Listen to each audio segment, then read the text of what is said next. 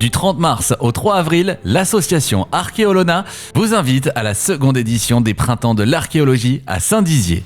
Durant 5 jours, les grands monuments de la préhistoire et de l'Antiquité seront à l'honneur autour de 4 grands axes.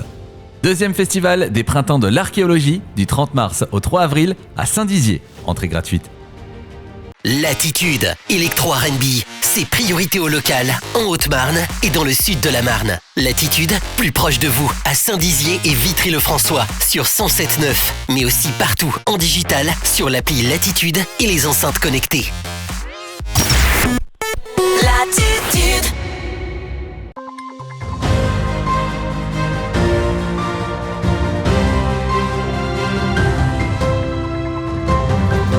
Bonsoir à tous et bienvenue dans votre 15 minutes info du 1er avril 2022. Tout de suite, les titres de l'actualité. Le plus beau village de la Meuse a été élu, il s'agit de Villers-sur-Saulx. La commune a posé fièrement ce label sous le panneau d'entrée du village. En cette année hommage à Molière, les acteurs s'entraînent à ne faire qu'un avec le public. L'objectif, être ensemble au cœur de l'affaire Tartuffe. Depuis 2017, l'entreprise Eurovia Champagne-Ardenne n'a connu aucun accident de travail. L'agence a donc été récompensée d'un louis d'or. Et voilà pour les titres. Villers-sur-Saulx a donc été nommé plus beau village de la Meuse. Ce petit village avec son église, son château et son ancien presbytère est composé de 287 âmes. Une fierté pour la commune qui espère avoir de subventions pour entretenir le patrimoine ainsi que ses nombreux atouts que détient ce village. Le maire de la ville a donc posé fièrement ce label à l'entrée du village. Écoutez. Pour récompenser toutes les communes qui ont des choses particulières, que ce soit en Meuse, en Meurthe-et-Moselle, en Moselle. Et on a été labellisé plus beau village de Meuse en novembre 2021 au cours d'une soirée de collectivité locale. Les atouts, c'est la pierre de taille. Ensuite, tous les édifices, l'église, le superbe château Gilles de Trèves, notre ancienne presbytère et toutes les petites rues qui sont faites en pierre de taille de Villers-sur-Saulx. Voilà. Le village le mérite, parce que, c'est vrai qu'il y avait 5 villages en concurrence dans la Meuse, qui ont aussi des atouts, mais je pense que Villers-sur-Saulx est particulier de par sa situation, de par sa qualité architecturale. Je souhaite, et ce que j'ai fait pendant mes 25 ans de mandat, c'est de faire beaucoup de travaux pour la beauté du village, c'est-à-dire l'éradication des fils électriques, la grande rue qui a été refaite, requalifiée. Donc, bien sûr, il faudrait inciter les gens à restaurer mieux leur bâtiment, quoi. Et place maintenant au théâtre, bord de Seine de Vitry-le-François et la salle des fêtes de Frignicourt ont accueilli la pièce de théâtre Tartuffe de Molière proposée par la compagnie Astrophe et ses comédiens. La pièce était plus vraie que jamais. Entre musique et interaction, celle-ci a proposé au public une manière nouvelle de jouer du Molière. Un reportage d'Alison Godefroy. Durant cette pièce, le public et les acteurs ne font qu'un.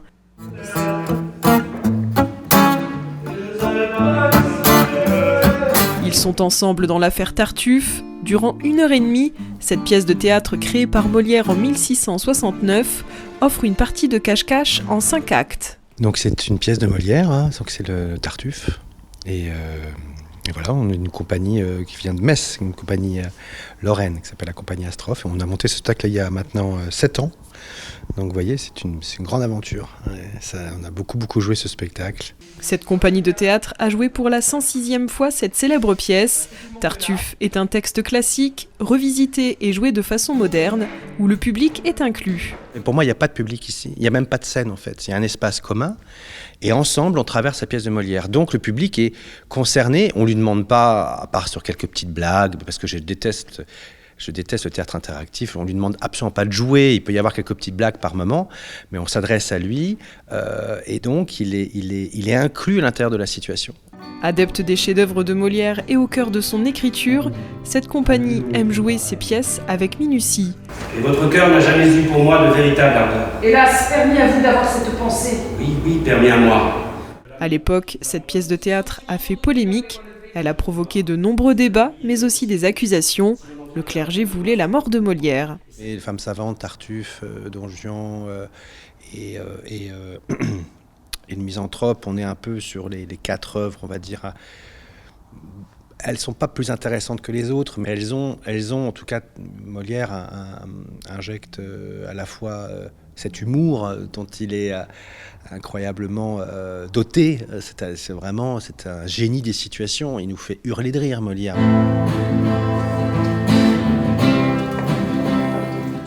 À travers ses pièces, Molière a su intégrer de nombreuses réflexions politiques, sociales, esthétiques et métaphysiques très fortes. Et passons à présent à la rubrique Expliquez-nous. 1er avril oblige, de nombreux poissons d'avril circulent sur Internet. Médias, forces de l'ordre, entreprises ou encore municipalités, tous ont surfé sur cette vague.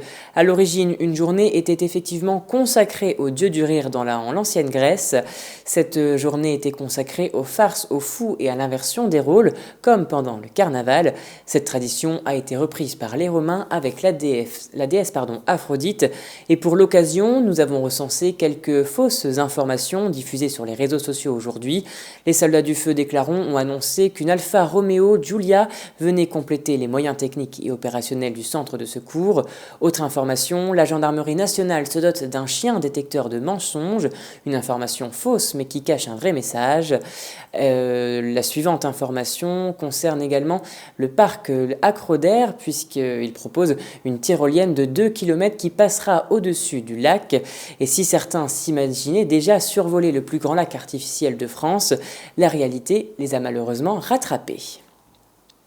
Tout autre chose, à présent, les salariés d'Eurovia ont reçu un louis d'or et ce n'est pas un poisson d'avril. Aucun accident de travail n'a été établi depuis 2017, montrant une exemplarité en termes de sécurité auprès des employés sur le chantier.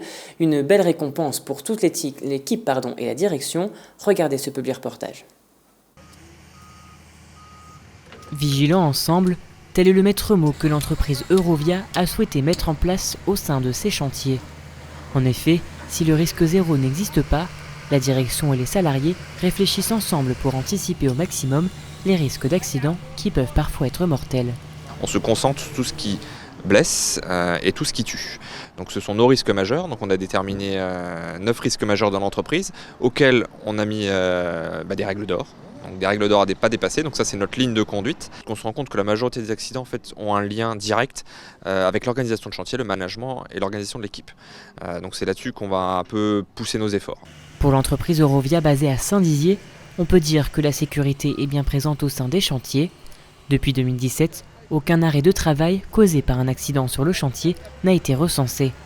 Dans le cadre de sa démarche de prévention, l'agence Eurovia a obtenu ce mardi son 15e louis d'or, une démarche qui vise à encourager les salariés à atteindre le zéro accident durablement. Depuis 20 ans, c'est la 15e fois qu'on remet aux salariés un louis d'or qui représente à peu près 1 million d'heures de travail sans accident avec arrêt. Voilà, donc c'est un challenge chez Eurovia et aujourd'hui c'était la récompense ultime, la remise du louis d'or qui représente la qualité de la vie et de la santé au travail.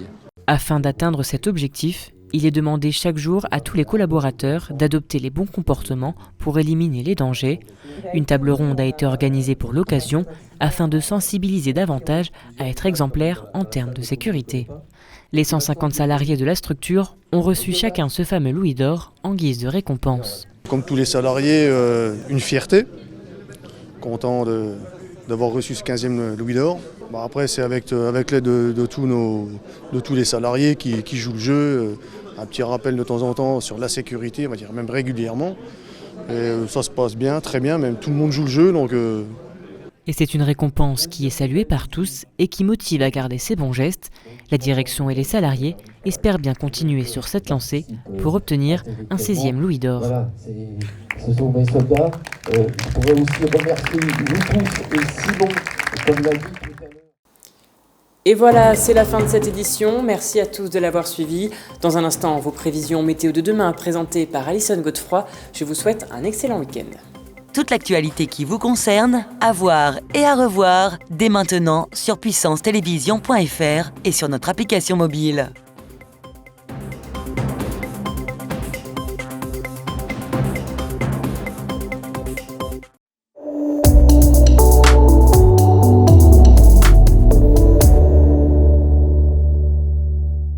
Bonsoir à tous, bienvenue dans votre bulletin météo. Demain, le temps sera mitigé. On annonce de belles éclaircies à l'ouest et au nord-ouest, de la neige au nord-est, sur le massif central jusqu'au sud du pays, à Toulouse. Côté température, elles seront froides, on prévoit 0 degré de minimale. Pour les maximales, elles seront de 10 degrés. On passe maintenant à la carte locale. Du côté de nos départements, on annonce également un ciel gris et quelques flocons de neige. Pour les températures, comptez moins 1 degré de minimale à Langres. Pour les maximales, elles seront de 4 degrés à Vitry-le-François. Nous fêterons les Cendrines, le soleil se couchera à 20h22, nous gagnerons 4 minutes. L'information continue sur puissancetélévision.fr et sur notre application mobile.